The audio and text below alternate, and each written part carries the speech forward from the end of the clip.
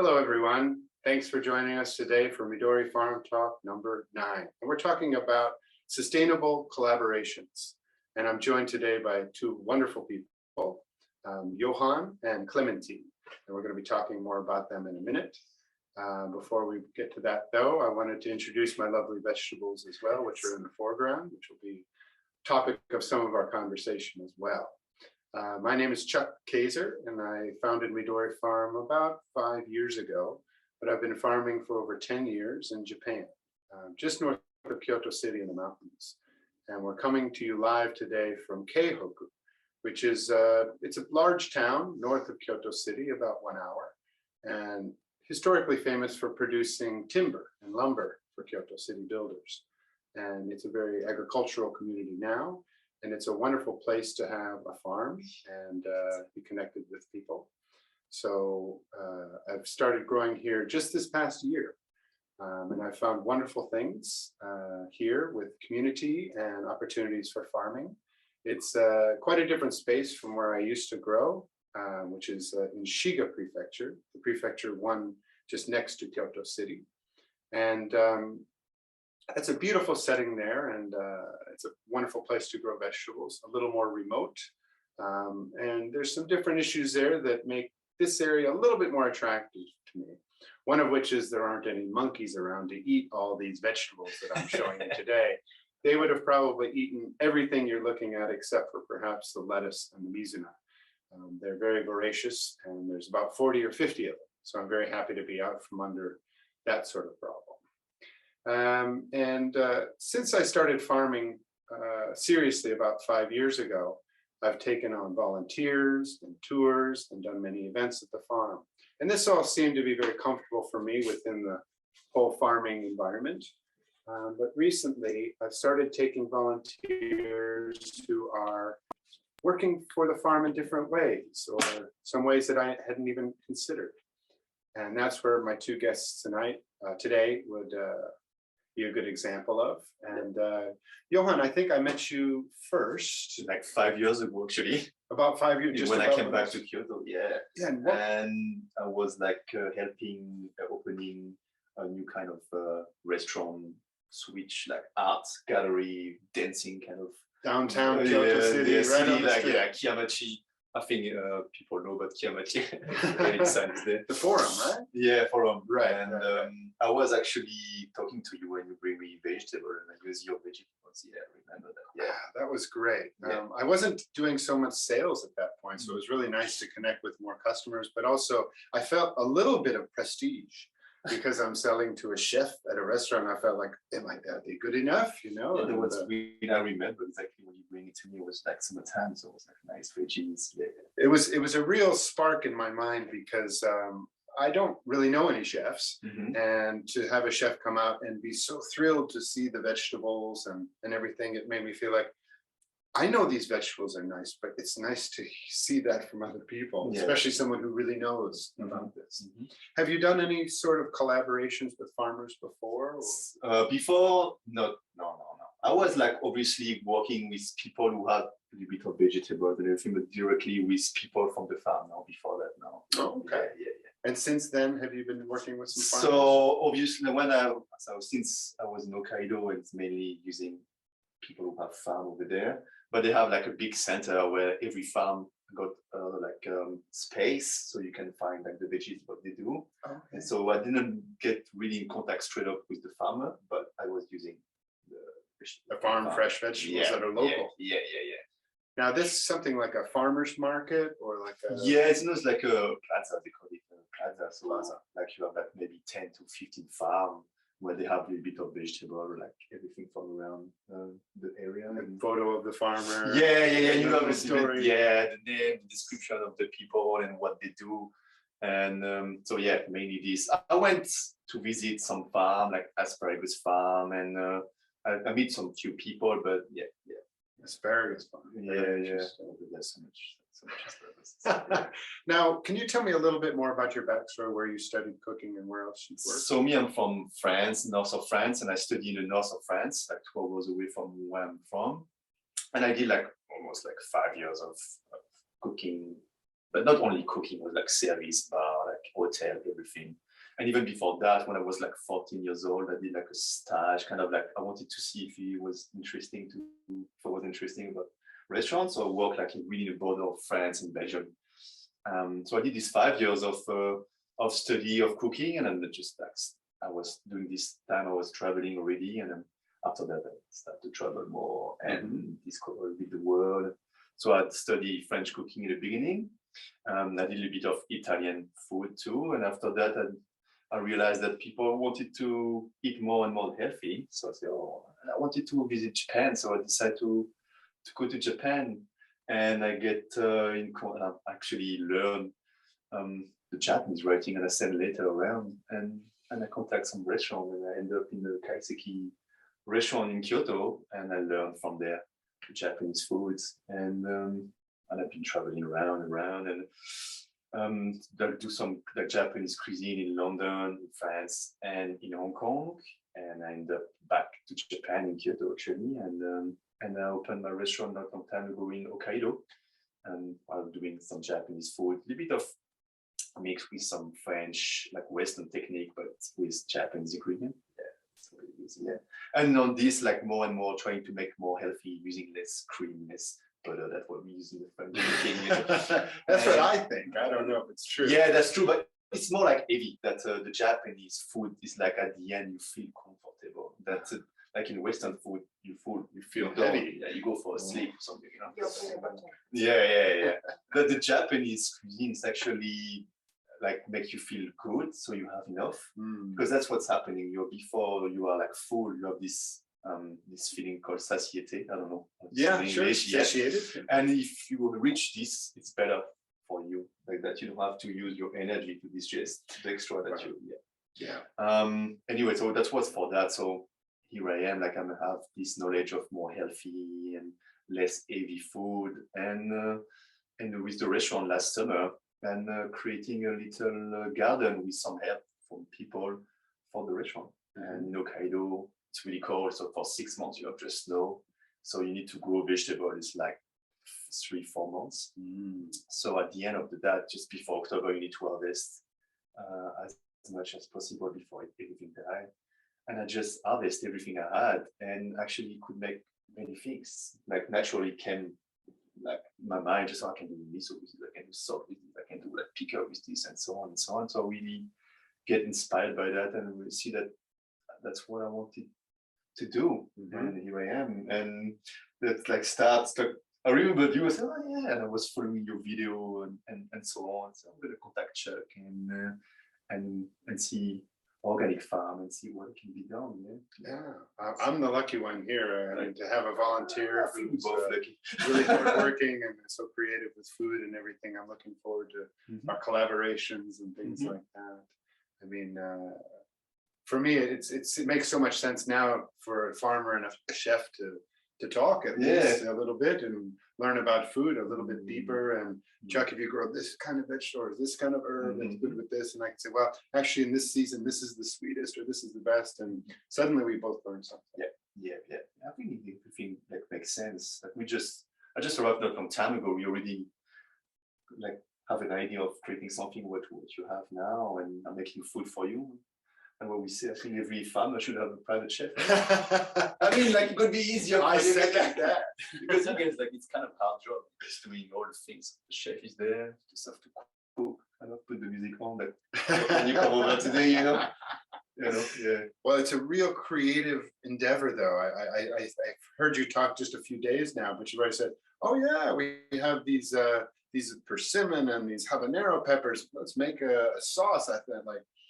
That would never have occurred to me. And so for me, it's a whole new area of thought and creativity and design, and the fact that it can incorporate some of the things that I'm working with is amazing. You know, it makes me feel like there's more of a continuum.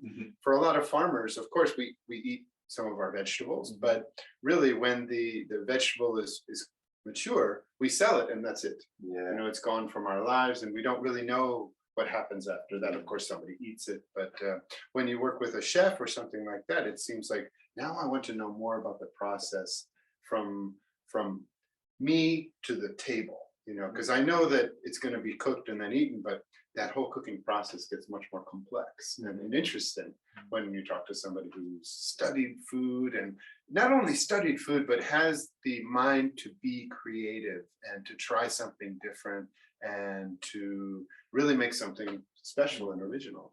What I see from this, man, so farm to table it's been there for a long time. Long time. Yeah. Well, mainly what I'm interesting about is like avoid as much as possible the wastage, and sustainability means like using everything we have. So I've been working in a restaurant and we got products from all around the world that for me, like it's a little bit feeling really uncomfortable. And when you work in a really nice restaurant, we cut and everything that you make so much wastage that it make me feel a little bit uncomfortable too. And I think when you work next to a farm, something like that, and you can your wastage of you can be used as a compost or you can use as something else or whatever, it makes suddenly sense that you don't only you can use everything that you have, you know. And I think that's important that we make things happen on this way more and more. Of course, there's still so many people who don't have food or anything, and when we can, it's better that we don't waste. And that's kind of the thing that I have in my mind in some way. I think that's great. I mean, Japan has the reputation of being quite a healthy country. The food is quite fit and the people are quite healthy and moving and everything. But when you come here, you realize there's a lot of other food and other people, and Japan eats a lot of meat and a lot of fried foods and a lot of Western foods. So the typical diet now in Japan has changed a lot over the past 50 years or so. And but still there's a lot of people who are quite interested in the direct connection with the farmer, the seasonal vegetables, and plus, you know, the vegetables we're looking at here, especially the root vegetables, the daikon, the carrots and the beets and things like that, everybody just cuts the top off and right into the bin, right? Whereas here they have the pickles, they have the cooked dishes where that's a necessary part of it. And my wife is Japanese, and she'll always cook the greens with a recipe goma ae, which is just soft boiling the greens and then squeezing them out, chopping them up, mixing it with soy sauce and mirin, vinegar, and some ground sesame. And my family just eats that every day, and it's so healthy. And like you said, there's no waste. And the things like this, it's a wonderful place to live in a country with that sort of heritage and that appreciation for using all of the vegetables. Yeah. It's this like into like keeping like fermented what you harvest, how can you keep it as long as possible without, that's what it would be interesting to work more about. And that's why I'm like we'll have to contact and be next to farm, and obviously organic farm, permaculture kind of style of farming. And and obviously with that you can create products that you can sell and you can make your own, you know, and it's interesting. That's something that I think I can be good on and I can help people, you know, with, for sure. Well, this is something that I've learned just by doing, is that organic farmers, especially small organic farmers like me, really have a hard time being financially sustainable. I feel like there's a great quality of life to what I'm doing. I'm outside every day in the weather, so my body's quite strong. I'm moving my body in many different ways, so my circulation is very good. I'm getting a lot of healthy food. I'm working with beautiful plants, so I've always got often have a smile on my face. And the community and the environment, I feel like I'm doing my best to support them as well.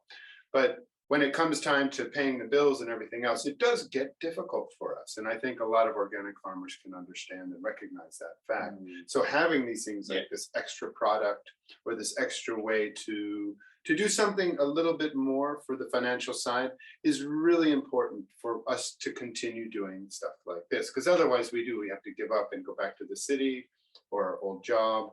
And while that's not a bad thing, I mean, most people aren't farmers, and that's a perfectly wonderful life. But when you've connected with something like this, when you feel the value of it and you get some skill at it, it's such a waste to have to go back to a job, especially here in Japan. A lot of people may not know this, but Japan really suffers for sustainability and self-sufficiency for food.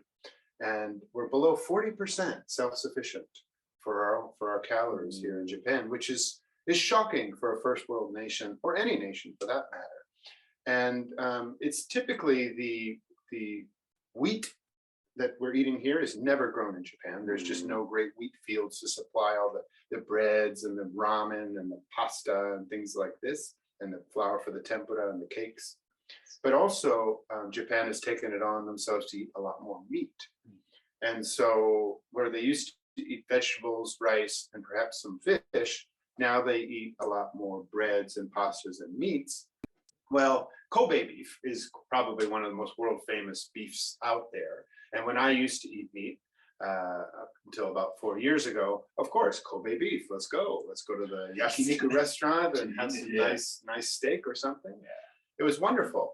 But so there's a lot of cows, and then there's a lot of pigs and a lot of chickens all here in Japan, living and growing up and dying and being, butchered. But what are those things eating? And a cow will eat more than its weight in food in its lifetime. And all of that is brought from overseas, and it's all usually GMO corn or soy and things like that. So it's not only unhealthy for the animal, and it's also unhealthy for the environment, that carbon footprint. And it also shows how unsustainable that is as a food source. We should really be eating things that we can cultivate completely within the realm of Japan. So hopefully people will figure that out and reduce the amount of wheat and the amount of meat that they're eating, because if we were to go back to a traditional Japanese diet with rice and vegetables and a little seafood, we would be about 100% self-sufficient, because we can produce enough of that for ourselves. So it's just a reminder I like to bring up to people that I'm not telling you to give up meat. I did, and I feel so much better about myself, and my body's much healthier for it. But I'm not telling you to necessarily do that, but just consider next time you're going out, think, well, let's eat Japanese a little bit more, because that is the sustainable diet here in Japan, of course. And it's much healthier for us, I believe. Mm-hmm. Yeah, I think like one part is important, like you say, there is less and less people who want to do farm, obviously, because they don't make any money. Yeah. But the thing is, like, something can change the way that if, like, what I think I have in my mind, like helping farmers, just only doing just vegetable, just doing extra things like making food, like making products, selling, like everywhere. Actually, now you can do everywhere, and even like make some service, like teaching people how to harvest and make something happening. People will maybe like be more. I say, oh, it's interesting to do a farm in this way, And I think collaboration like that can make things better. Even just because you alone do your farm, it's good. It's good to have people, to have like a team in the food. So yeah, I think something can be done in this way. So that's a bit what I'm having in my mind. Yeah. Me too. Yes. Same mind. Because I've probably done about 20 or 30 tours. I do tours through Airbnb, just the one-day experience on the farm. And people ride up from Kyoto City to the mountains, and they help me farming in the morning. And then we have a lunch on the river, and I am no chef, so it's just curry, with mixed vegetables and rice, and just something simple that most people would eat. And then we do some hiking, or go back to the farm, or play in the river, and then drive back to the city, and that's the whole tour. And people enjoy it; they really like it. But and I've done events of a similar nature where people come up to harvest sweet potatoes, or go camping, or do some other outdoor activity. And again, we share a barbecue or a curry or something. But the food is just there. It's not something of a showing point or a special thing. But actually, Clementine and I collaborated just 2 months ago. Yeah. Is that about right? Yeah, October. A little bit less, yeah. And the building we're sitting in here, and you can see the kimono behind me. This is a very old Japanese building that's on the complex with 2 other buildings that are over 200 years old. This building is not that old, but it's about 70 or 80 years old, maybe. And we're sitting in these lovely Japanese rooms. And it's full of all these things that were kind of left behind and would otherwise be thrown away. And knowing Clementine before, and she's a designer, a creator, someone who likes to take something that might be seen as waste and give it new purpose and new value. And also, it creates such beauty in the world that it's really a special thing that she does. And I'll let her talk about that in a minute. But about the food side is, during this collaborative event that we put together, she said, yeah, and somebody should be cooking something. Mm. And I said, yeah, we can do something easy. And I just made some curries again. But then I asked somebody, I kind of hired a volunteer to kind of take care of that. And she put her own twist into it. And then everyone could sit around and eat. And I thought, wow, if somebody really who was good at making food were to create something nice and special, that would have had such a more of an impact than just like, oh, yeah, it's good. It might be like, whoa, I can really taste this. And I watched, the chef prepare it. Now I can bring that recipe home and try it myself. So I see that value, but I didn't before these kinds of collaborations, which is why I'm so excited because we get this chance. Mm-hmm. It's like a handing of, so you harvest, so you grow, you harvest, you cook, you eat. No, that's Mhm. I think it's kind of Whereas now I would like to make the tours more, because the tours that I've hosted in the past have almost always been for Westerners or people outside of Japan, visiting Japan. Kyoto's one of the top sites in the world. If you live here, it's just the streets are packed with tourists all the time, except for empty. Yeah, they're empty now, but so a lot of tourists coming to Kyoto, they see the temples, the shrines, the parks, the riverside, and then let's go to the farm and see the natural side of Japan too. So I give them that.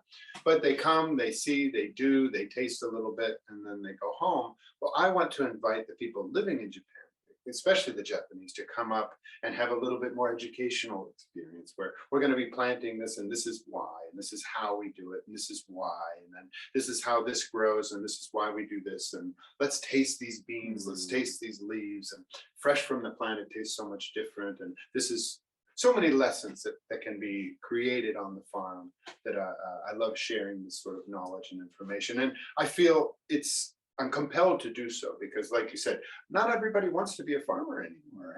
But once they step onto the farm, they see a garden of beauty and purpose. And I feel like that inspires a lot of things. So to come and have this firsthand experience with this kind of food, taste it at lunch in a delicious recipe, and then take a basket home to cook the same recipe that they saw that day. This could really create something of a real cycle for them to change and value. This one is like this knowledge. So investing in knowledge is, for me, it's the best because knowledge, when you have it, you can give it and you still have it. And then give knowledge, so you have it, you can give and still have it, and so on and so on and so on. I think investing in knowledge is key. It's a real sharing and a real sustainability of like it's the same. Yes. But just like so I believe in knowledge. And I think this one is main knowledge of growing, knowledge of how to harvest, knowledge of how to cook, and knowledge how to preserve, and to keep your food, no wastage. Oh, this sounds like what else you need. This will sustain us. This is the base of sustainability. It is our food and how we prepare it, and our communities as well. I think it's very important. And things like this really are an opportunity to build community and to share with each other. That's the spirit behind it. Did you have something you wanted to say about what we're talking about? No, I think he's being very humble as well because you have a lot of creativity. Mm-hmm. And I think once you give your knowledge to someone, there's something else that you give to people. It's like inspirational or motivation, or because you're passionate about what you do. Mm-hmm. And so I think if you transmit your knowledge to someone, you don't only give them knowledge, you make them see things differently. Mm-hmm. And especially with food, there's so much emotions. Mm-hmm. It connects with emotions when you eat. So I think it's a very powerful experience that's even beyond what you're saying, knowledge. Using the sense. Yeah, exactly. I think, but when sharing the knowledge, it's yeah, of course. But cool. you can do it because also you have all ideas. You look at something and then for you in your mind, you said before, naturally it becomes something else. Yeah, it's for me. I see something straight away. Yeah, you don't think about it. It's just so it's a talent as well. It's the same with you, like when you do with recycling. Yeah, I think so. Yeah. So passion and knowledge, maybe. Yeah, passion is contagious. Yeah, for sure. And when you get that firsthand experience with it too, it's something really wonderful. It really transforms us from the inside. Like just being yourself, I guess. Mm-hmm. Nice. Well, I know we have some people online here. If you'd like to unmute yourself and ask questions, now would be a good time for talking to Johan. We're going to switch to Clementine soon. Okay, hi. Can you hear me? Yeah, we can hear you. Hi, my name's Dean Williams, and I'm a teacher here in Kyoto. And I actually just met Chuck, what was it, just a few days ago. I'm like stalking you now digitally. I work at a Notre Dame Jogakuin. It's a junior and senior high school, it's right near the Philosopher's Path, Tetsugaku no Michi. Chuck knows the school. Anyway, so yeah, I'm a teacher and a climate activist, or I call myself that. Yeah, we all have to be activists now, I believe. We started, actually, let me use the advantage of, hold on, see if I can show you something. Yeah, we actually have something unique. We have a climate club at our school. Wow. Yeah, we started. Amazing. Yeah. Can you see this wall? Yeah. Can you see? So this is, we had a climate day. Can you see that poster? We had a climate change day. Great. A few weeks ago. And our climate club are called the Fixers because we want to fix the world, so to speak. Yeah, and I got just some support from people all over the world. What'd you say? The world needs fixing. Yeah, definitely. And then we had a whole day. The principal interviewed our girls on our system. Can you see that big, it's a big tree looking thing? Yeah. Yeah, and it's made up of leaves, and all the students in the school, made a nice message about helping the environment, that kind of thing. Anyway, so yeah. By the way, not to take your time, but it was interesting how that club got started. Was about 2 years ago. Our kids were watching a movie on the climate.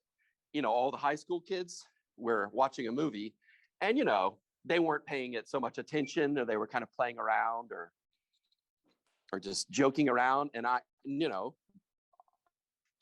basically, like many of us, I've become kind of radicalized. I'm like, oh my God, this is an enormous problem, climate change. So I lost it. I lost my temper, and I jumped up on the stage of the school, the auditorium, and I shouted at all the students, the principal, the teachers, everyone. I just shouted at them for about 5 minutes as an American, kind of. I just said, da, da, da, da, da, da. And I was yelling, but also crying, and I just did that. And everyone was stunned into silence. But the next day, 3 or 4 students came to me and said, thank you. And you said, something that's true. So what can we do? So after that, we started our little climate club, and we do some activities. I just told you that just you and I, we're all on the same wavelength of trying to make change, in the world. So about food, yeah, I mean, it's shocking. What did you say? What is the percentage in Japan of, what is it, that Japan grows its own food? It's what, like 30%? Well, Dean, to put a finer point on it, it's about 37% of the calories consumed in Japan. Because again, the cows live here, but their food doesn't. So it seems like, oh, when I'm eating beef, I'm eating Japanese food, but that's why they don't say we don't produce enough of our food. They say enough of our caloric intake or something like that. Okay. Yeah. Okay. About 37%. So I guess my question or comment would be, just as an educator, so I have come to the conclusion that in the years I have remaining to me, yeah, I'm just a teacher. I've been teaching for a long time here in America and in Germany, and I need to, my main mission in life then needs to be, of course, not just, imparting information and skills, but in opening up the world, the outside world, to our students in a real way, ecologically, which of course includes food. So I guess my question is, how can you were talking about passion, living and eating sustainably, not eating meat. And you guys know, what normal schools are like, right? Just in terms of, because you went to, I assume, regular schools, whether public or private. Normal, but yeah, I went to regular. I went to a crappy school, but anyway, I guess my question is, how can we increase the awareness and something even more than that, in schools so that the kids would have a more sustainable approach, kangai kata, toward eating well and eating sustainably and growing our own food. What could be some practical things or anything like that? I myself am very ignorant with food and stuff, and I'm as guilty as anyone else about eating some fast food sometimes. Or I'm an American and I grew up in the suburbs, and so I don't. But I'm very interested in this now, and I already talked to the principal, Chuck, about you. So I think we should be able to do some things in the third term and maybe get the eco garden started at our school, because we had. Yeah, I had that idea anyway, but I didn't have a Chuck who could actually come and. But You need a Chuck. You need- that's what you need. you need a Chuck. Plus you Yeah. find the Chuck in. Well, Anyway, I don't know if I'm not giving you a coherent question, but I That's don't know if it okay. makes That's sense okay. what I'm Give saying. us a second. I wanted to give Johan and Clementine a chance to answer before I said anything. So what do you Okay. think? I think that's the solution would be like to have like one part of the teaching that you go in a farm, the kids learn how to harvest what they have from the garden, and after we teach what to cook with it, and or what to how to keep it Preserve. preserve, and that can be something. Okay. And I that's did pretty actually practical. and some fun. last in Hokkaido, I did some cooking class for kids. So they went to the farm, picking up like fruits or veggies and everything, and after I said, "Oh, we're gonna do something simple, just like it was like tomato sauce pasta." But it was easy, but they actually harvest some tomato and they harvest some basil, Oh. and they just cook themselves and they eat, and that's it. So I think it's really. so they just learn impactful. everything on the same time they have food. So it's just like maybe Okay, that sounds good. Practical and fun and hands-on experiential learning. playing to learn is the key. Clementine, do you have some idea? Yeah, I think similar to what you're saying and what you also said with the garden. I think as a kid, I remember really liking these events where I'm from Alsace in France. So one of the special dish is sauerkraut. Mm. And I remember going to this old village and making some sauerkraut, where actually we didn't really do it because the process really long. It takes a long time. But as a child, I don't know, maybe my parents just had one afternoon to take us there, and you could see the different process, like, oh, this is a cabbage and this is what we did a few weeks ago, or I don't remember exactly. The different stages. Yeah. And then you leave and you have your sauerkraut in a bag. And then I thought I made it. So I was so proud Yeah. of myself that the dinner was some sauerkraut I made, and I learned how to make. And yeah, many experiences like this. I think when you're a kid, if you like to use your hands, and if you're curious, but most of all, you like stories. So if someone tells you, oh, this dish, actually it starts from this plant, and this is how this plant grow, and learning about how a plant grows is something also very intuitive. Mm. Like when you do it, you learn as you do. And I think that's for children, it's really interesting, and it's very easy to make them connect to nature in this way. And then the how can I say, the plus the cherry on the cake is that at the end you get to eat it. So food is always a plus, right? Yeah. So, All right, sounds good. Thank you. Do you guys, Yeah, if I can you add guys any ever, from my personal experience. Go ahead. With kids. I mean, I have an 11-year-old, but he's going to be 11 in 3-4 days. And he's come up to the farm with me since he was quite young.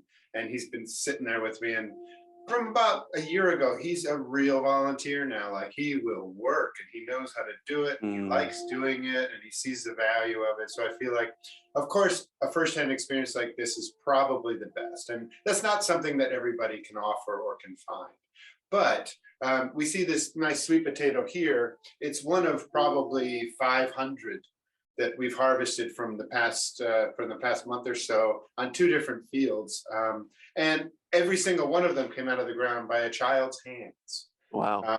Post these events that families come up and I say, okay, this is what we're going to do, and the parents always come up to me and we say, this field's huge. There's no way we're going to finish this in an hour. And I said, just wait.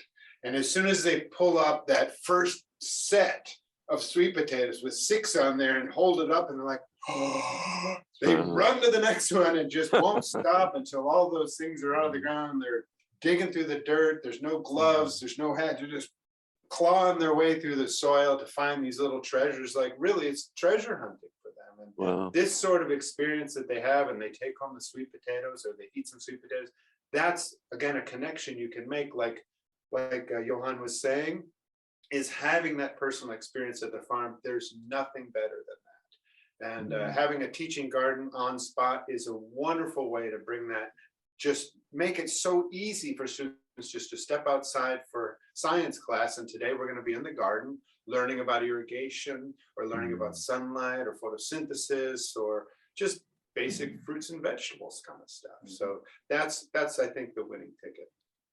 All right. Thanks a lot, guys. Thank you. Thank you.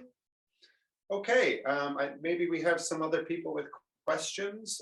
Now is a good time, especially if it's about food or something that Johan can talk about. Hello. Hi. Hello. Hi, I'm Erin, and it's very strange because I only realized today that Johan was doing this, but I only knew about it through Clementine. So the fact that you know each other is really crazy because Johan and I used to live in Kyoto together in First time, Katsuga. right. And when he was a chef up there at the Kaiseki Midori, and Clementine I've bought bags from in the last couple of months, and she knows me, and I also run my own matcha tea business here in Australia. So it's a very small world, so it's kind of blown my mind today. You're calling from Australia now? Yeah, I'm in Melbourne. Melbourne, great city. Yeah, but yeah, that's really weird to see these two worlds come together. It's good to and see it's you. great. Erin. Yeah, good to see you too, Jan. And I just thought, of all the people in Japan, you guys have met each other. Well, French power- was the easy way. wasn't it? Yeah, I guess. But yeah. So anyway, that aside, yeah, it was great to jump on and say hello. And yeah, I'm big on the sustainability too. Like, I make sure that the matcha that I sell is, organic, and I put it in 100% home compostable packaging, which is quite an unusual thing, particularly here in Australia.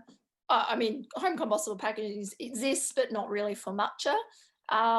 So yeah, at my core is, big time, like being an activist as well, heavily involved in environmental organizations and things like that. So it's great to see, I'm amongst common people that share that same value. And I've got a little girl, and she's about to start school, and yeah, we're very much into that as well, showing her how to grow plants, and they get so excited about it, and they are doing it at schools and at her childcare. So that's really great to see. And we're also vegetarians, so she's growing up and she knows why we're vegetarian, and obviously it's her choice later in life, but I think she gets it, she understands, and is supportive of why we want to do it. Yeah. So yeah, That's one of the things that's tough to do in Japan as a child or as a parent, is to have a vegetarian child going to just regular public school, because it's all on the school lunch program.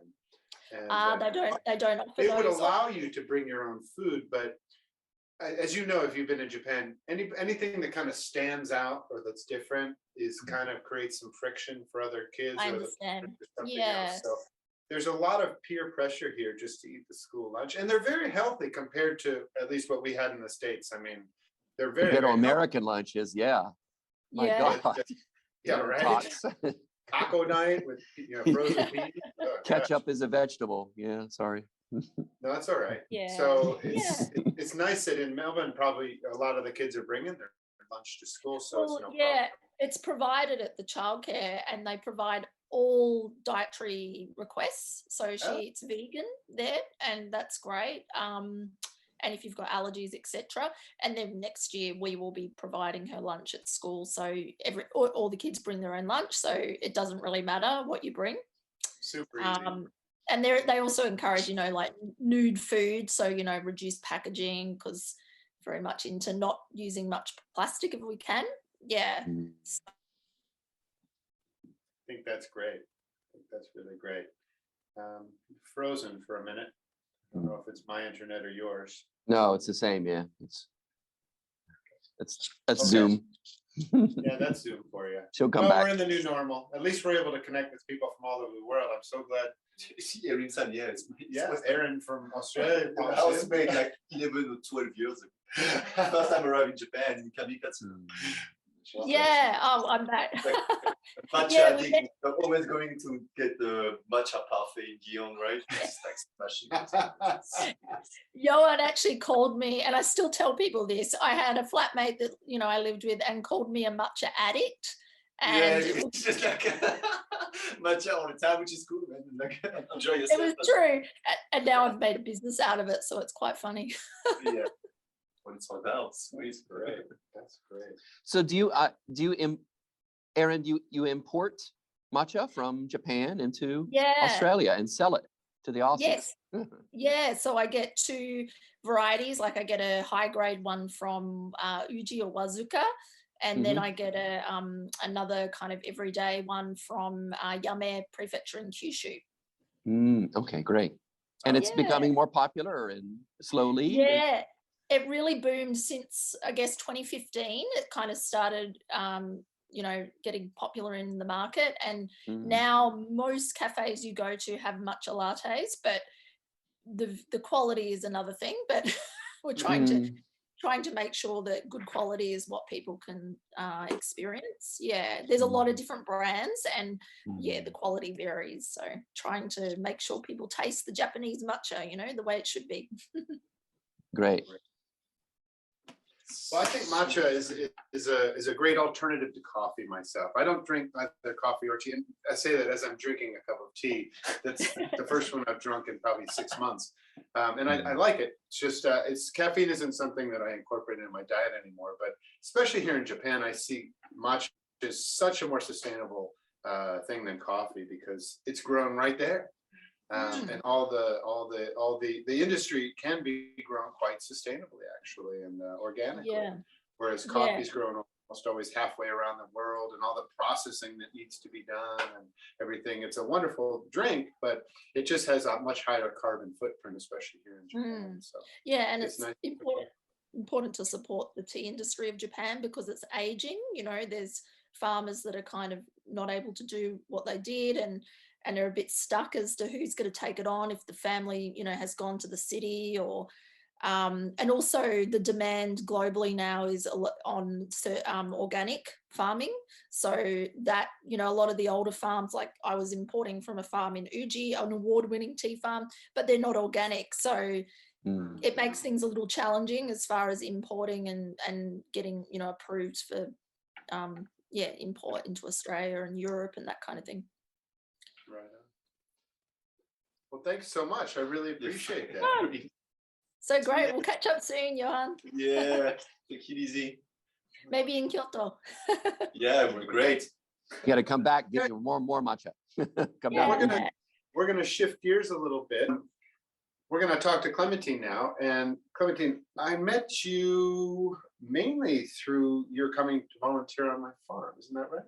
Yes, well, I knew your vegetables before because I was living with a roommate who was ordering for the whole area, and you would deliver your baskets. No, Kia, in that's front of her right. house. That's right. Yeah. Just before I left Kyoto,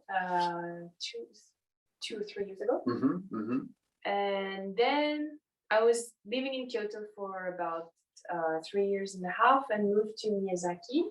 And then COVID happened. Yeah. And all my activities kind of stopped because I was traveling a lot to Australia actually as well, and organizing workshops, and everything stopped.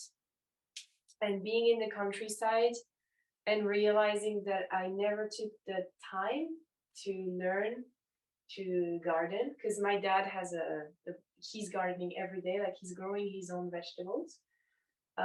And I think he only eats that. I don't know if he buys many other things. And I thought, oh, that's such a waste, and now I cannot go back home, and I've never learned such simple things. And we could have a garden in our house where we could grow food that we can eat every day. And so I knew you were making organic vegetables for having eaten them when I was in Kyoto. And so I thought I was going to spend some time in the other farm, not this one. Not this one, yep. Mitsuki. The original one. In September it was, I think beginning of September of 2020, and stayed for about 10 days there. Yeah. And there was, Hana was there at the same time? Yes, she was. Crossover. She was leaving the day I was coming. Yeah, yeah. I was lucky because I usually have 2 volunteers all the time through 9-10 months out of the year, but because of COVID, people couldn't come to Japan, so I didn't have any volunteers because they were all international volunteers. And since COVID, I've found people to come for a day, or some people to come, you know, for a couple of days or a week or something, but never that sort of continuity that I'm used to. And after taking over these farms, I tripled my growing space, and I felt like, how am I going to do this? Which is why I'm so thin now. I'm just working myself every day. But yeah, I remember you guys reaching out to me. I'm just like, yes, please come, because I really need help. And then it was so fortunate to meet someone who's become a great friend of mine and influenced and inspired me to do so many different things that sometimes I get really, really lucky with the volunteers who come. Same thing with Johan coming. I feel like creating the opportunity to host volunteers has been one of the most rewarding things for me, because it allows us to all grow together and all share our ideas. And at the end, 1 + 1 + 1 = 7, because we've created so many new ideas and things like that. And these collaborations are just wonderful, wonderful things. And they're very fun too. So what is it? Tell us more about your work. I basically design with the idea of recycling for everything I do. And that started before I moved to Japan, so even in France. But when I moved to Japan, I discovered the world of kimono. And I discovered that there are many things that people throw away that are, how can I say, like the value of the fabric is so high because there's so much work and it's such high quality, and they're just discarded because our modern life doesn't allow us to wear them anymore. And also it's a process to wear a kimono, like you have to learn. And you have to take classes or have somebody dress you. Yeah, it's not something You intuitive. just throw on. You used to learn that like from your family or I don't know, from school. Or, maybe school, yeah. But once you know how to do, I just met with a friend yesterday and she told me she dresses up in 10 minutes. I think for me it's 1 hour, so I'm still not good enough. But she dresses up in 10 minutes, and when you see the number of tools that you need and layers, and once you have the habit, I think it's easy. But people, I don't know, in your modern life, if it takes you 1 hour every day, you might as well sleep an hour more, or I don't know. Just 10 minutes already, so. I was sleeping in this. Well, no, 10 minutes is like super fast. It I is don't know very how fast. she does it. And so yeah, I started to recycle them. At first making clothes, and then I stopped. I had the idea of doing this clothing brands, which I did for almost 2 years. Which is Nikon bags? That was, at the time, it was just my name. Okay. And I switched to accessories because I realized I wanted something more, how can I say, timeless. And I always had this idea that myself, I studied fashion in France. I taught fashion in Japan for 4 years. And I kind of stepped away from fashion because I just find it, I don't know, the connection with clothes for me is different now. I'd rather have something that I like and that I feel good in, that I can keep for years. So it doesn't need to be always changing. But then if I want to wear something simple, I like to have an accessory that's telling a story or that's very colorful or something. So I switched to accessories, and also it's a way to make something unisex and ageless and sustainable, as you said. Yeah, well, that's my goal always. Like I don't think I would like to create from zero. because you have so many possibilities. Like, what do you start from? What's the story? Why would I use this fabric? Or I never really liked to create like that. But back in France, I was using like really old knitwear full of holes, like something ugly turning it into something beautiful. And here in Japan with the kimono, it's much more challenging because it's already beautiful. So how can I keep this beauty, which I think is timeless? Because if you look at them, like you can always appreciate them even 50 years later. So how can I keep this into a piece that we can wear in our daily life? And yeah, I do mainly unique pieces or small batches. And I also take people's obi. Now people start to contact me and say, "Oh, I have this handy obi. Can you make a bag out of it?" Oh, that's a great memento to preserve that for the family as well. And then it gets back to them. And recently I made this project for a mother and a daughter. And they asked me to make different bags that are going to remain in the family for different members of the family. And it's so meaningful. And the story, like usually kimono, they would be passed on through the generations. Of course. So, but then people don't have that much space, and also they don't have that much chance to wear them. So I found that it's really nice to have a chance to like they keep it in their family, but in the shape of something new. So I would like to develop this even more and do custom orders, because I like the connection with the customers as well. Customers, I don't know. There's no other word. There's not a good word for us, right? When we create something, the people who are consuming it, it's not a customer. You feel like. I call them members of my CSA, which sounds much nicer. But in a way, they make me leave as well. So in that way, they are customers. But on the other side, like I feel like they trust me for their family treasure, and the connection is much stronger.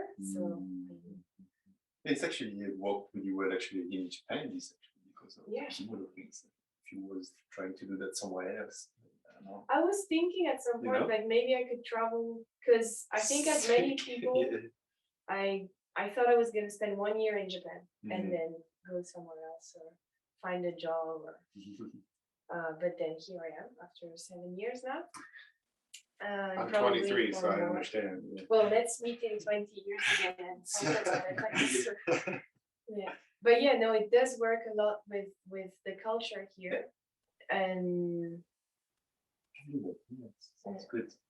Around the world, right? Yeah, but I would like to have other projects in other countries too. But I think I don't know. I have so many projects I want to do. I would like to have different lives to make sure I do everything in it.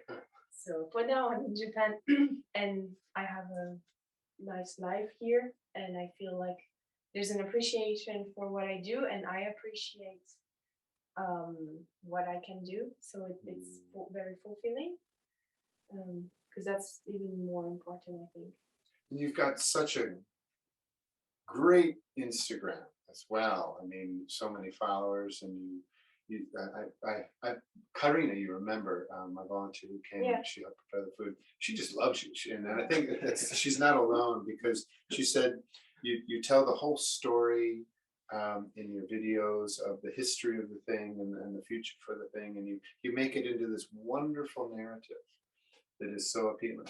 It's not just a product. Yeah, it's a real history of something. No, that's true. That's really important for me to. I don't know. You can't create something and just sell it. Like for me, it's not what I believe in. And I think on the business side, sometimes I think I'm really not a business person. I spend so much time researching about the kimono, where they come from, or that's like you don't make any income out of this. It's just something I'm then able to share. But I think if there's a cultural value in what I do, then no matter how long I'm going to do this activity for, or it's not only going to be a commercial activity, it's something that I can that connects me with people as well. And Instagram, for example, it's taking so much time of my days. And actually, you do yourself, right? Yeah. Yeah, It's yeah. so Man, it's insane, yeah. amazing. And though. after if you have to Everything is- answer people, it's like wow. But it's so it's great because you can like visually, it's very easy to connect with people. If something looks nice and looks easy to understand, because I've been teaching in Japan to students who are learning French fashion design, and I was realizing that you can put as many words as you want. Sometimes the words don't touch how you want them to, but if you explain with visuals, then that's another language actually. It's a universal language, visual. So, but yeah, it takes a lot of time. And actually, these past few weeks, I was a little bit less on there because my hands were too busy sewing and making other stuff. But yeah, I really appreciate that I have a community that follows not exactly that's what I was saying, not customers, but just people who appreciate. And we can talk about it. Like sometimes if I have questions, I also drop the questions and I have so many answers and so many advices. And it's really nice. So it's really a feeling of a community. Yeah, I think so. I've been really impressed by everything that you've done in that regard. And that's how we could like have so many support for the events as well. Because Right. we did an event here. That's right. Yeah, we did. And we sold some of the items to raise funds for you. That's right. Yeah, for my new And- tiller. Yeah. We still haven't got enough to buy it. No, but slowly. we have new Yeah. connection because I won't talk about too much, but the elder in the village, he's gotten me connection with the dealer, so I can get a discount. Oh, that's great. And so we're almost there. Oh, really? Yeah. Oh, amazing. I mean, yeah, maybe I'll share some updates for the people who bought as well. Yeah, please But, do. Yeah. And tell them thank you again for supporting. Yeah, this building was like, as you said at the beginning of this podcast, was full of treasures from the owner who was a calligrapher. That's right. And she was practicing tea ceremony, and so there's a lot of objects that really valuable objects. She also seemed to love crafts, so there's a lot of objects that she bought and collected. And the family here, I think it's just the son, It's just a son. doesn't know what to do with all these things, so they're just left here in this beautiful place. And I know that some people around the world appreciate Japanese culture too. So it was a way to connect them, like to connect everyone to this, also to tell them about your farm. Oh, yeah, sure. And also for them, the opportunity to get some objects from the other side of the world, especially because people can't come here now. So I feel like they're happy to get a piece of Japan. that's And also they true. know they're helping you. And honestly, all the people who bought when we did this event, like I know their main motivation, like they felt like they were also doing something right, you know. I really enjoyed it because they were able to come here and you set up this lovely area, just like a shop where people could kind of look around and touch the things and ask questions. And then we had a little trip to the farm and we looked at all the plants. We took the insects off the broccolis and the cabbages, and I'm sure nobody thought that would be an interesting or appealing thing to do. But once you get started, it's because you're touching the plant so closely and looking very close for little eggs and little caterpillars. You get quite intimate with these things that you never get to touch. You know, you have a broccoli at the supermarket, just boom, but it's not the plant. And these plants are just this big, wonderful green organisms that are living and breathing things that are so colorful. And once you get up close to it, it's very beautiful. So I was giving people the chance to have this intimate experience while doing something productive.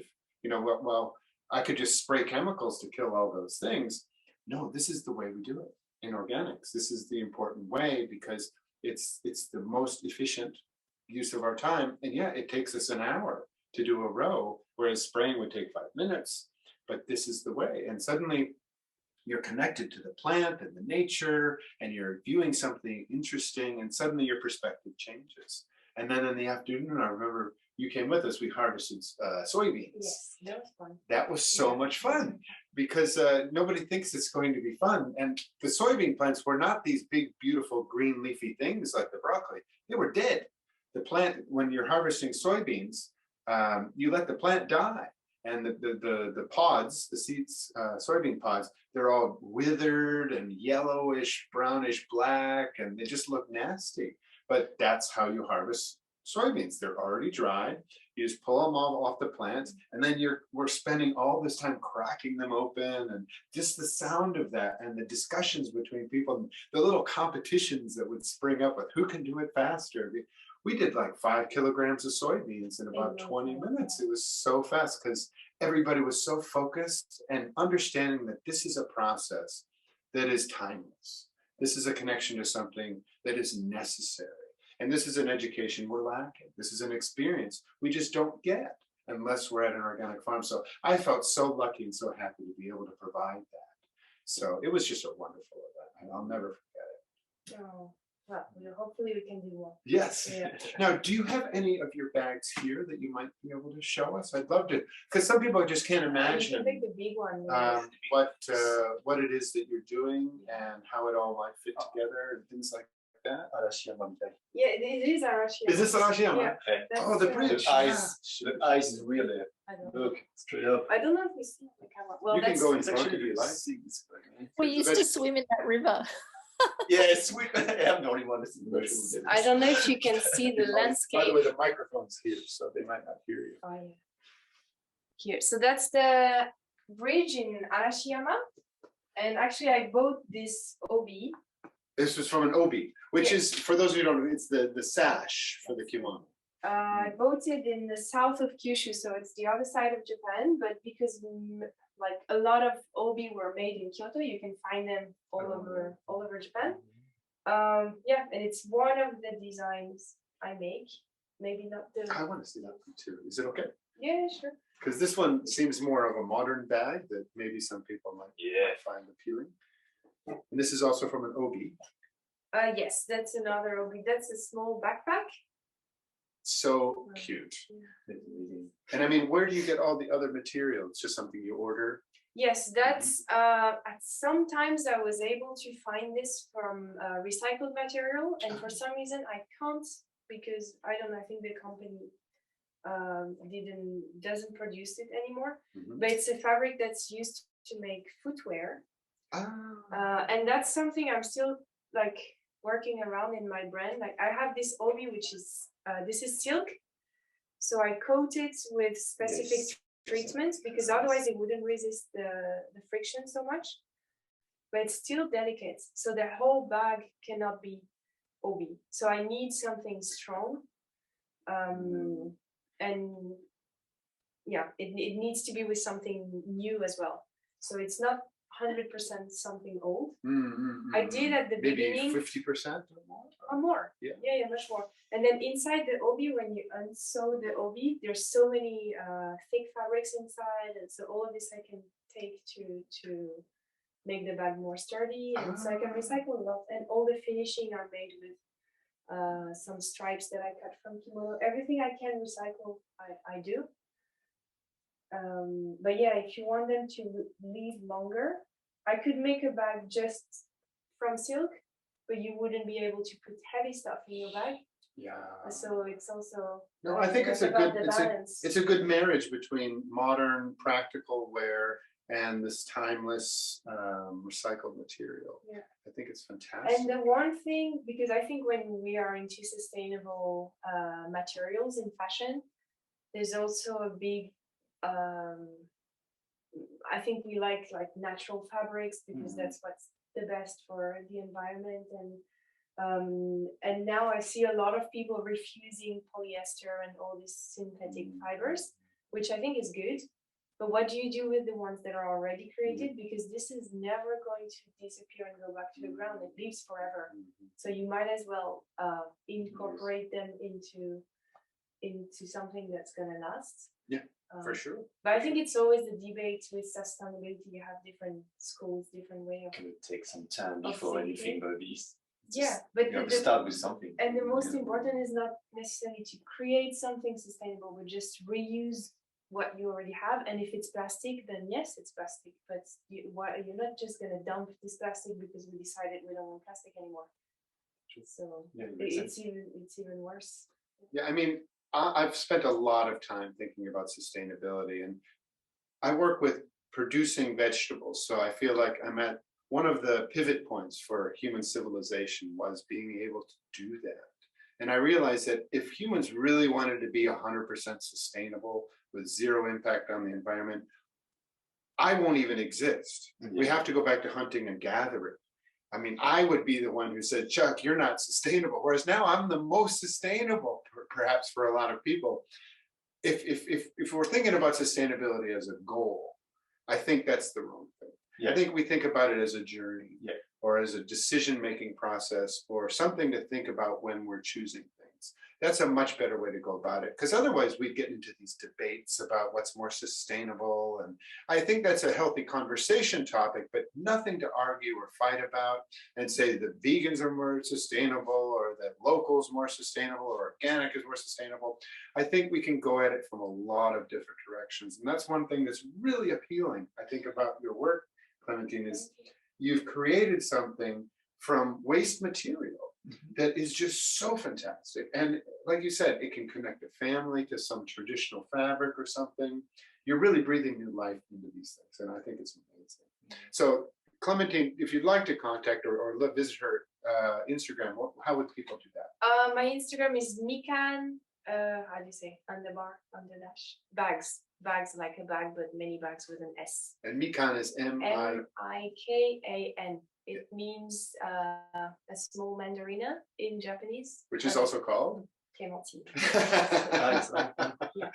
I remember you introducing yourself to the landowner or somebody with me. Oh yeah, Mikan. And you said, you can just call me Mikan. Yeah. And that was the first time I heard that. I was like, that's right. Yeah. That's why it's Mikan bags. Because I love Mikans and Clementine, of course. But these Like little oranges are just, they're the best thing in Japan. Because my name in Japanese, if you put it in katakana, in the Japanese phonetics, I think it gives something like Clementine.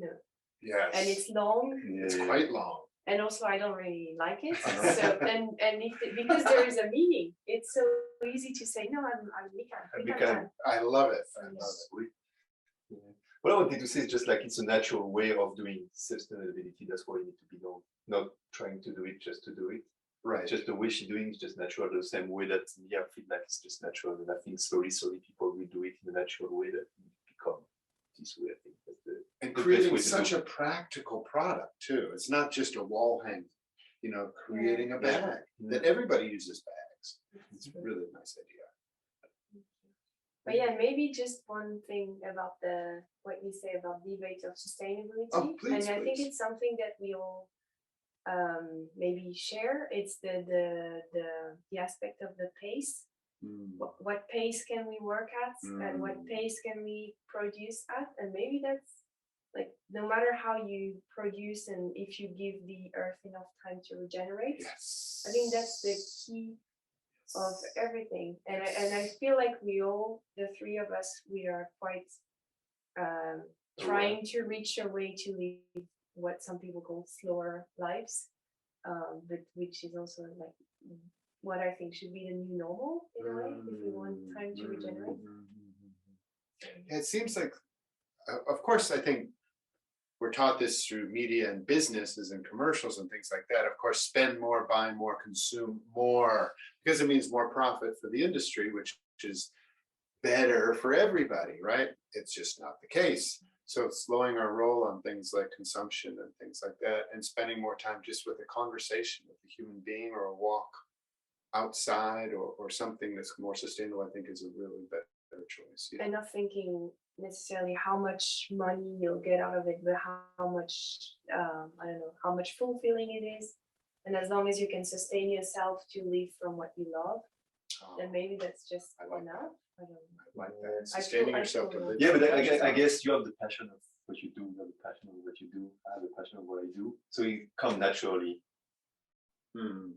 This quality of life, it does. Because you can't push people to do things. You just have to come naturally. You just have to. Yeah, but People you will have see to- you and say, "Oh, it's interesting. Maybe I will do it. What I'm lacking." And they're gonna find a way on their own to make things happen slowly. But they need to try first. I think when you're educated as, okay, life is going to be like that, and you need to reach this point and make as much money as you can until then. Yeah, of course. There's not a passion for money, is there? I think it's something that you're framed to think. But if you give people time to garden, or how many friends do I have that they were gardening a lot during the lockdown, and they would Yes. tell me, like, wow, this is amazing. It's like meditation, but they would have never done it otherwise. Yes. So as long as you can try it, and maybe it's not for you. Like when I volunteered at your farm, my idea was to go back home and start my own garden. Mhm. And actually, I just started now, 2 years later. So Well, we planted the seed that took a Yeah, while to sprout. It's a well, taste thing. It's because okay. I realized it's so it takes so much time. It's so much time consuming, and to see how you're working, I think with me, rather than make me wanting to farm as well, it made me want to appreciate organic farming differently. And then, okay, that's your job, and I'm ready to pay more to have something that I know requires so much work. And this way, I'll focus on my job, doing what I like. And I was surprised by this because I really thought I was gonna go straight back home and start gardening. But I think it clicked in my mind in a different way. Okay. Yeah, I guess, yeah. But So they everyone's have his own different, yeah. things they can do. So obviously not everybody will do farm, or Yeah. not everybody will do cooking, not everybody But it will is do an farm. enriching experience to Yeah. at least try and Make you see realize it. more what you can do yourself. Mhm. And what it means, like what's Ah. behind Mm.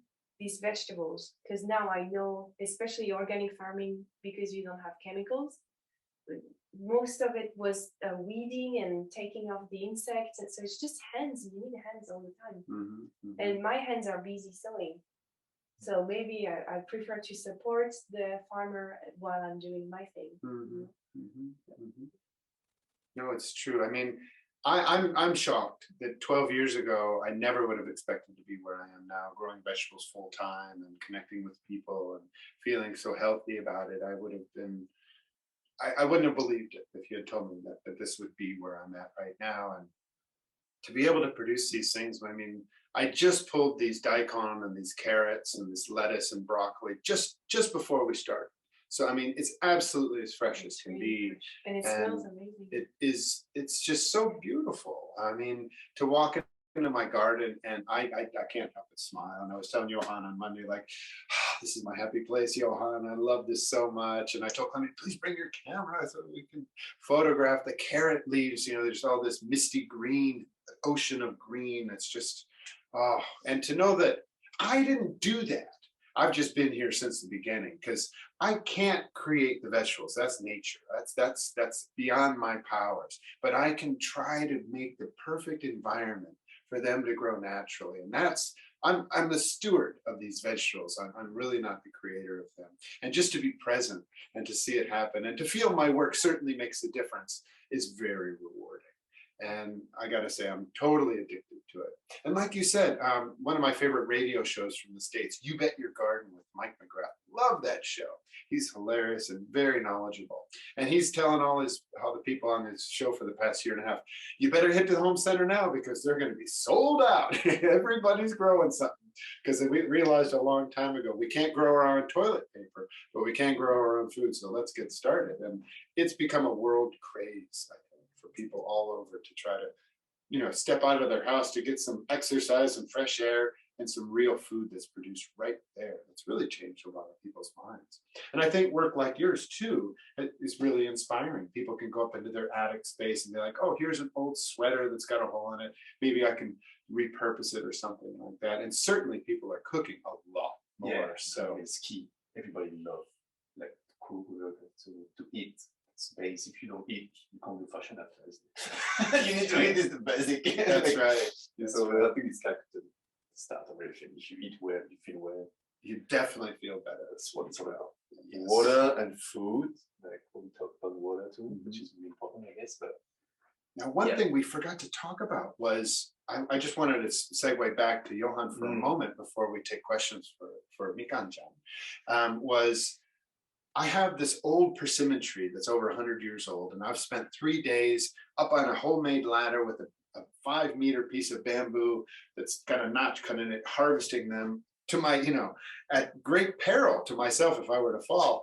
And I just loved it with this old man who's sitting there, and I'd hand him the persimmons, he'd cut them and put them in the bag. And so we harvested hundreds of these things. And some of them dropped to the ground and some of them were a little too ripe. And he said, okay, well, these are the kind of persimmons you can't just eat like an apple. Those are great, but these are the kind that you either have to let get really, really soft, and then they taste more like a pudding, and they're very sweet. And I've been eating one every day for 2 weeks on my oatmeal. That's right. Yes, yes. They're very soft. They'll actually fall apart if you hold C'est them up. persimmon in English, but in French we say kaki, same as Kaki. Japanese. Same as the Japanese. I That's don't right. know why. I can show it. It's really It's really This one is soft. a Really delicacy. soft. In the 3 Michelin-star restaurant in Kikuno, Kaiseki, really in Kyoto, they do that as dessert with just a little syrup of cognac. Really? Yeah. Wow. That's it. So they are like the cut, like the best one, just cut. Mhm. But the guy is taking care of it in his own room. It's like, and they just do the syrup with like cognac and just drop on the top and spoon it as the dessert. They're fantastic. But one of the things the Japanese do is they take the hard ones that are not soft yet, they'll peel them, and then they'll hang them to dry for like 3 weeks or something like that. And I learned how to do that from this elderly gentleman and his wife. And I have 80 of them hanging behind my house. Yeah. They're It's so very pretty as well. lovely. Yeah, they're very festive. And I just love dried fruits. So it's like being connected with things like this is so exciting. But you came up with this recipe hearing that I've got these really soft kaki and I've got these habanero peppers. Yeah, as you try. Yeah. What do you want to do with these again? So we're gonna ferment it like together, a little bit of vinegar, and then you have some dill in your garden, so we can do a dill vinegar. Yeah, the dill is just here. Yeah, it's a little bit of kombu actually because we're in Japan. The seaweed? Yeah, and we just make a vinegar and we just like kind of mix kaki and the chili together and in the vinegar and let try it fermentate for maybe 3 weeks. And after we're gonna blend it and we're gonna have maybe a nice spicy sauce, like sweet. Like a chutney or It can be like I don't know. I don't know. It's gonna be a salsa. It's gonna be like I don't know. spicy sauce. Yeah. It's gonna be a bomb. The habanero. It's gonna be a bomb, I guess. I think like it's the same. So what kaki you dehydrate it, right? You make it dry, so you keep its fermentation. But it's not fermentation, but it's kind of like It's something preserved. Yeah. preserved, so you can keep Long time. Same Yeah. with this. So you're gonna have the kaki, the chili. You're gonna make a sauce in the vinegar. It's one you have the sauce for. You can keep forever. Wow. And you have no wastage in something. So you have the sugar inside the kaki. You have sugar in every veggies and fruits and everything. But yeah, all together with a little bit of vinegar, mix, fermented. You taste it. It's gonna be like a thing bomby. And after blend it, you can make a sauce and you can use for everything. This sounds like a good idea. Let's do this on a video for people at home so we can see the real process of it. Yeah. So other people can try to do this as well. Let's I do mean, that. Just a miracle that I have these two ingredients, these habanero and these persimmons. I felt like there's no way these would ever go together, but that's the chef. Yeah, we just come up. I think like we just meet like 2 days ago. Like Yeah. and I said, let's do that. Could be our first kind of collaboration. And this one's unlimited. We can do. It's no limit. What we can do actually. Yeah. I'm so excited. Yeah. So I wanted to break away and to mention that because I'm so excited about it. It might be another podcast. It might just be something I put on. Yeah, let's YouTube, do but another video or something. Yes, I think so. For sure. Yeah. Right Sweet, on. man. Me too. And lunch is waiting that he's. Yeah, make some lunch for you guys. Yeah. But before we do that, I wanted to give people the chance to talk to Clementine if they're interested. Just unmute yourself and go ahead and ask questions or give comments or whatever you like. I was waiting for Aaron. Yeah, well, thank you so much. Definitely Johan as well, and Clementine, Clementine, sorry. Whichever. Yeah. Okay. You can. Yeah, both of you, it'd be welcome to come to my school. Have you ever done any school visits? You ever gone to schools to present or anything like that? Recently, I'm doing a few. Yeah, I had a few demands for universities. Yeah, with Kia, right? Yeah, and also Hiroshima University Oh, in really? Miyazaki. But it's university, so I think school I can do something more interesting for. Yeah, it'd be great to have both Johan as well. But honestly, yeah, the girls, I teach at a girls' school. Mhm. So you would be like heaven a slice of French stylish eco heaven to have them come and show Is them, it in English? Yeah, you can do, of course, in English, but also you can talk some in Japanese if you want to. But I'm the director. We have a global course at our school, which just means the kids go overseas before stupid Corona, and they have a lot more native speaker content, and we can just have more freedom, more curricular freedom. So anyway, but not just for my program. Yeah, my girls would love to have you come, and you have many valuable, and it's just fun to have you come and bring your bags and describe what you do. And yeah, for about 100 different reasons. It'd be great to have you come. Well, if Chuck has your contact, then I'll get your contact and we can. Yeah, I'm already following you. I found Mikon on Instagram. That's the beauty of these devil machines. They're very fast. So yeah. And for Yeah. anybody watching, in the show notes, I'll put everybody's contact information, Okay. with permission, of course. So if you are interested in contacting us, the information will be in the Definitely. show. Yeah, then you can just reach me on Instagram because I reply. Yeah, but it's very impressive what you guys are, eco entrepreneurs, or I don't know, how would you describe yourselves, you know? And I was just taking some mental notes as you guys were all talking, and it just, uriyamashi, I'm envious how you talk about some really important things. Is I'm convinced different than people who are stuck in big corporations or even in big institutions like a school. What I mean is this, ready? First off, the way you talk about time is totally different than how most people talk about time. Do you know what I mean? Yeah, but also like I was working at a school full time almost, and I feel like now I have the freedom to organize like this. But if you work for someone, if you work for an institution, it's really hard to step back and see that it's not because you work a lot that it's efficient. Yeah. And yeah, I think we have the luxury of being our own boss. Yeah. Which sometimes is also hard, but the really the plus side of it is that because I always believed there was, I don't know, something wrong or it didn't work for me. That I'm really happy I'm doing my own thing now. And then you realize that, oh, it was an intuition, but actually it's right. Like it's different. Time can be different. Yeah. And so I think that's so important what you guys represent.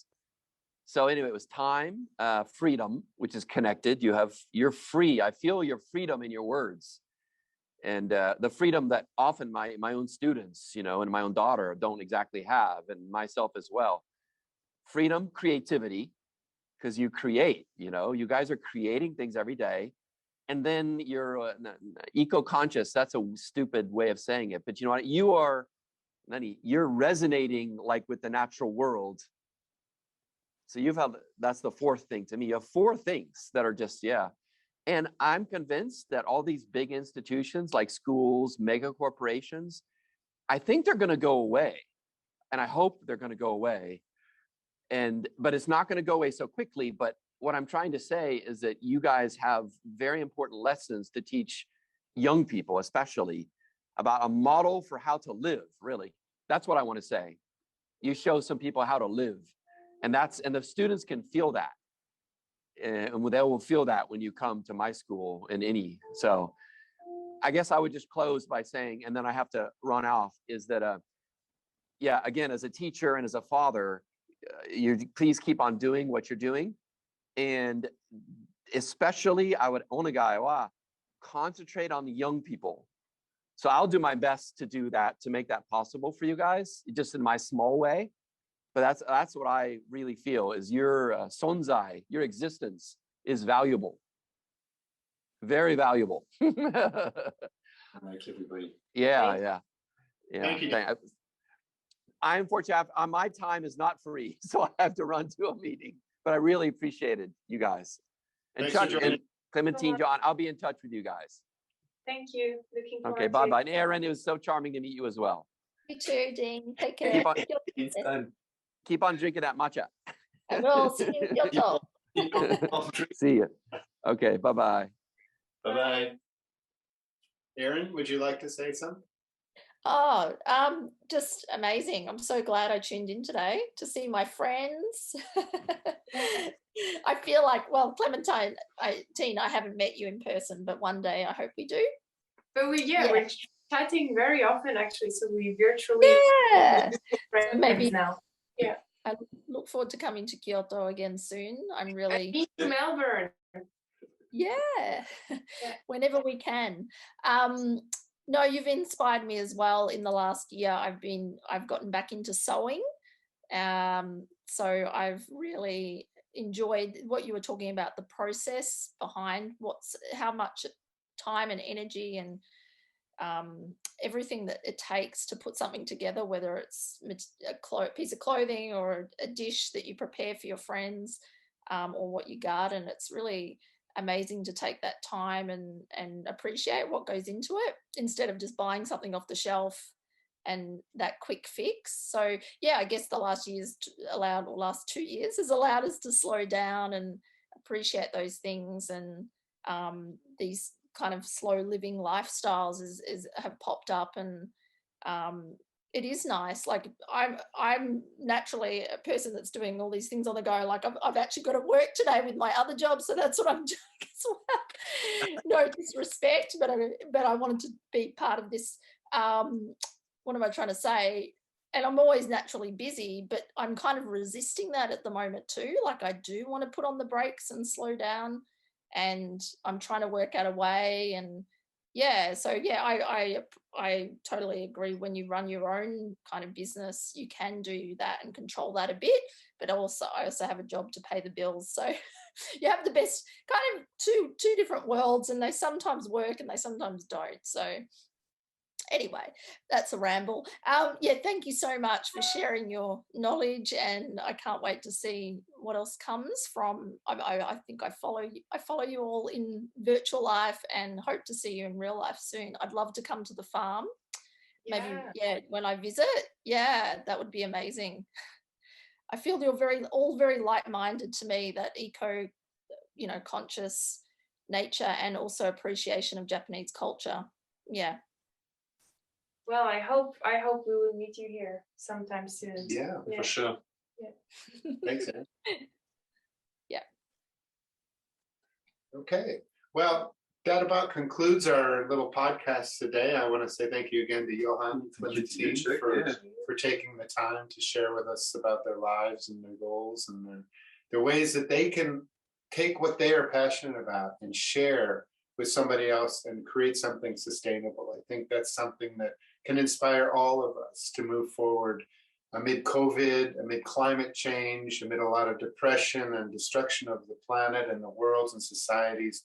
There's hope born from all of us in our hearts and in our communities, that we can work together and create something fantastic. And it doesn't have to be something that's taking away from something else important. It can just become something that we're doing out of love, and we're doing out of appreciation for everything and everyone.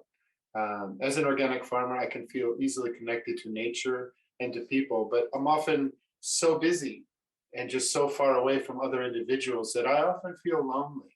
And so I seek collaborative opportunities aggressively, because I know what I'm doing has meaning and has purpose and value, but I necessarily want and need others in my life. And if we can all work together, it just feels like this is what we should all be doing. And I understand corporations and businesses and jobs and things like that and money, but when we do something like this, it's so much richer, it's so much more eternal, and it's so much more sustainable. So that's all I really have to say. I'm just so happy to have met these lovely people, and thank you for joining us, Aaron and Dean. And if you're watching this on YouTube, thanks for watching. Yeah, guys. Like and subscribe. That would be great. I'll try to do more of these and have more wonderful people on. And yeah, and please contact. If you like somebody like that organic farm, or like looks like you want to do something about like what we talk about, and maybe Johan can visit you. Yeah, and, I'm gonna travel around. I'm Yeah. on my way. It looks like so. Yeah. Clementine as well. Yeah, You of can course. Yeah. join her Instagram feed with Become Bags, and connect with her directly, and maybe given the right opportunity, she may be able to come and visit some other places as well. And if you are interested in organic farming, please reach out to me. MidoriFarm.net is my website. And I'm happy to share information and to collaborate and to learn as well, because I'm on the learning curve myself. I'm on the spectrum of from here to here, and that's going to be my whole lifelong learning process. So, well, thanks everybody. I'm just so pleased with the way Thanks, this guys. went. We're going to go have lunch and then hit the farm. Yes. Easy. Sweet. Great. We'll see you. Bye. Bye. Bye. Ciao. Bye.